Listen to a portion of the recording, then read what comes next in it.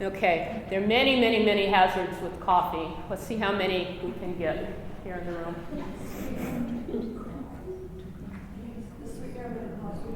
Right, so if this is artificial sweetener, there's a really good chance that gluten has been added to the coffee. Is just plain sugar okay? If it's cane sugar and nothing else, it should be okay. What if this was a non-dairy creamer? Would that be okay? No. Usually not. Sometimes yes, but you'd have to do a lot of reading of the label. What about the coffee itself? Processing. I hope it's all right up in drinking it. So it very much depends on how it was processed.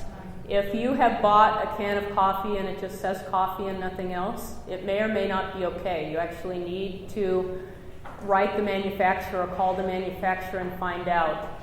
And it seems like there's been a lot of serendipity in my life. And one was that for 10 years I was a German to English translator, and I translated a lot of patents and also a lot of documents for the Food and Drug Administration.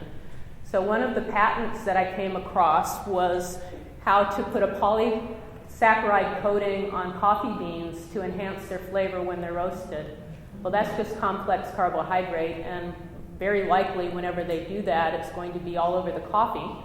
So if somebody is using a special roasting process, you very well could have it not be gluten-free. And that kind of thing, because it's considered an excipient, often won't be on a label.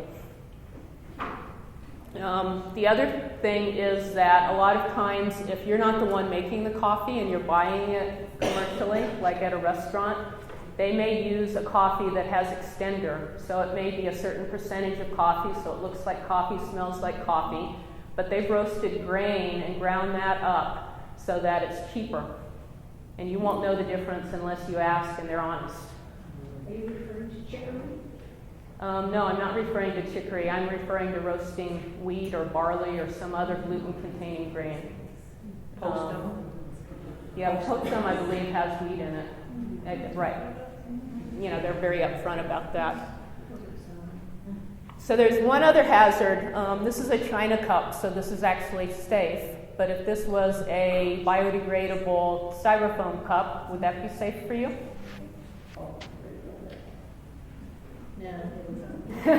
Probably not. You wouldn't know unless you could read the label for the styrofoam, because now a lot of biodegradable styrofoam either has wheat straw or wheat starch in it.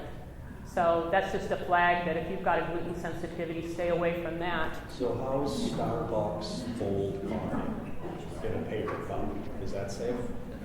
If the paper cup has a wax seal around it so that anything from the seam of the cup can't leak into it, you're okay.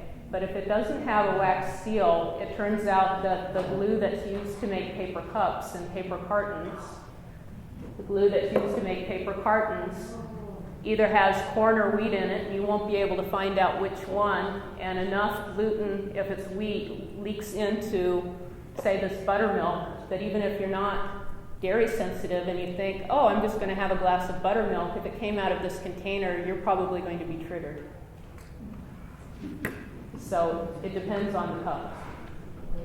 Starbucks coffee in general, quality? I don't go to Starbucks, so I don't look at what the cups look like.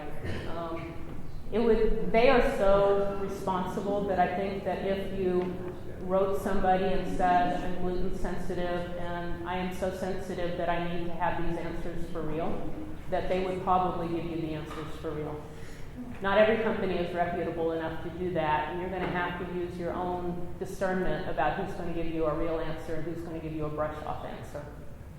But you look at their website, they are so into being responsible that it could ruin their whole reputation if they gave you a bad answer. So they might even be able to tell you if the glue is corn and you don't have a corn sensitivity, it might be okay. But suppliers change pretty often too.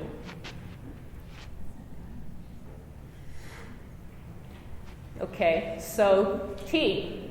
Is tea safe if you're gluten sensitive? Maybe. Okay, how can you determine whether this is safe for you or not? Yeah, asking the company is one good idea. Some herbal teas have malt added to it. So if you see malt on a label, like a lot of the good seasoning teas, I believe that's the name, have malt added to their mixtures. So if you see malt, you need to run the other way, not drink that tea. What is not clear in my mind, and I haven't done the research, but because of the glue that holds tea bags together, I don't know what's used in that. So if you've got a favorite tea that comes in a bag, I would actually call the company and see whether there's gluten in the glue holding the tea bag together. Now, if you buy loose tea from a reputable company that isn't processing this in a plant with gluten-containing things, and you use a tea bowl, and you're using a nice glass cup, tea ought to be safe for you.